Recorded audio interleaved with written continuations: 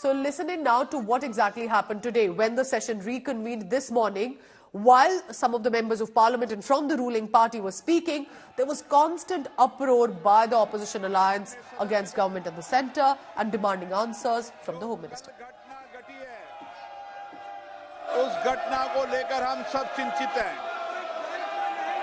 और संसद की सुरक्षा की जिम्मेदारी संसद सचिवालय की होती है और हम सब जानते हैं ये सब संसद सचिवालय और क्षेत्राधिकार संसद के अंदर आता है, विशेष रूप से लोकसभा के अंदर आता है और इसीलिए मैंने आपसे कल चर्चा की है, संवाद किया है, फिर हम चर्चा करेंगे, आप लोगों सबको बुलाकर चर्चा करेंगे। सारी सुरक्षा की जिम्मेदारी और क्षेत्राधिकार लोकसभा सचिवालय का है और इसीलिए लोकसभा सचिवालय फिर आपसे चर्चा करेगा। गलत तरीका है, आप जाकर सदन में बैठिए। नो, सरकार कभी भी लोकसभा सचिवालय में हस्तक्षेप नहीं कर सकती।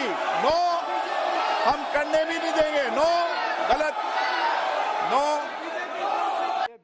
Apparently sponsored by a sitting MP of the ruling party. I don't want to take any names until the details are publicly known. Secondly, that these fellows smuggled in these smoke pistols, which shows a very serious security lapse.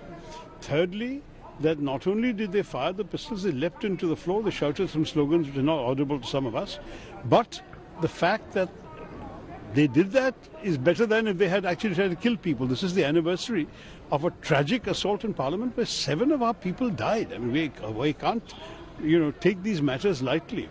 The new building does not seem to be configured very well when it comes to security by comparison with the arrangements in the old building. And so all of these concerns are being raised and there's a great deal of agitation. रोजाना हम कहते हैं बेरोजगार बेरोजगार, आज देखो वो बेरोजगार आज इस हमले के पीछे एक वजह है। कदम रास्ता अलग हो सकते, कभी किसी को मैं समर्थन नहीं करना चाहते, लेकिन वो जो कह रहे हैं कि हमारे बेरोजगार नहीं आए, पेट पालना मुश्किल हो रहे हैं, ये यही तो हम बात कर रहे हैं।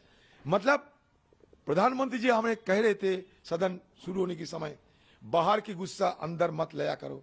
देखिए हम लोग नहीं ले, आम जनता उनकी अपनी दिल की गुस्सा अंदर लाने की कोशिश कर रहे हैं, किसी को बचाव के लिए नहीं, लेकिन अंदर की बात थोड़ा हमें सोचना चाहिए, गिरवान में झांक कर हमें भी देखना चाहिए क्यों ऐसा हो रहे हैं। हमको कहा गया था ये नया सदन बना है कि फुल प्रूफ सिक्योरिटी अरेंजमेंट है,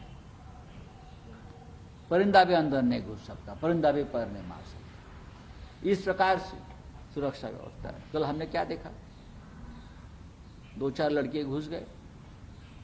मैं उनको टेररिस्ट नहीं कहूंगा, लेकिन अपने मार्ग से भूले भटके हुए लड़के हैं, इस देश के नागरिक है, बच्चे हैं, बेरोजगार है, महंगाई बेरोजगारी के बारे में नारे देते हुए अंदर चले गए। मुझे लगता है ये ठीक नहीं है। इस देश के युवाओं की दिशा बदल रही है, वो निराश है, विफलता से निराश है, उसके लिए सरकार जिम्मेदार है। कैसे कोई शख्स विजिटर गैलरी तक पहुंच सकता है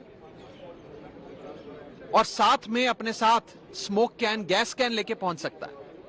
क्योंकि जब तक आप विजिटर गैलरी में पहुंचते हैं, आप 3-4 लेयर ऑफ सिक्योरिटी को क्रॉस करते हैं, आपकी पूरी चेकिंग होती है, फ्रिस्किंग होती है, यहां तक कि आप अपना मोबाइल फोन तक वहां नहीं ले जा सकते।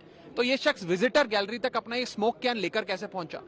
कोई भी शख्स विजिटर गैलरी में नहीं पहुंच सकता जब तक एक सिटिंग मेंबर ऑफ पार्लियामेंट अपने हस्ताक्षर से उनका पास नहीं बनवाते। तो वो कौन से मेंबर ऑफ पार्लियामेंट थे, उन पर क्या कार्रवाई की जाएगी, क्या उन पर पर्चा कराकर उन्हें गिरफ्तार किया जाएगा, उनकी सदस्यता रद्द करी जाएगी, क्या कार्रवाई पार्लियामेंट में होगी? मैंने जो महसूस किया, मुझे जो लगता है कि जिन व्यक्ति को सस्पेंड किया गया है पूरे कार्यकाल के लिए आगे के 24 तक, हमारी कलीग जो बंगाल से मेंबर ऑफ पार्लियामेंट है लोगों ने इस तरीके की दुर्घटना को अंजाम दिया है, मुझे लगता है इनके पीछे उनके मोबाइल की पूरी डाटा चेक होनी चाहिए। इंक्वायरी जब होगी तब होगी, पर जिस पे सस्पेंड हुआ उस पे देशद्रोह दाखिल आज होना चाहिए। इससे बड़ी बात मुझे नहीं लगता हमारे देश को दाग लगाने जैसी कोई हो सकती है। This is a very, very serious issue. Very serious. Serious means the safety of the parliament is in danger. It's in danger.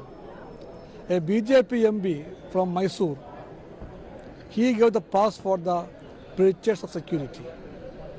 So BJP as a party has to answer.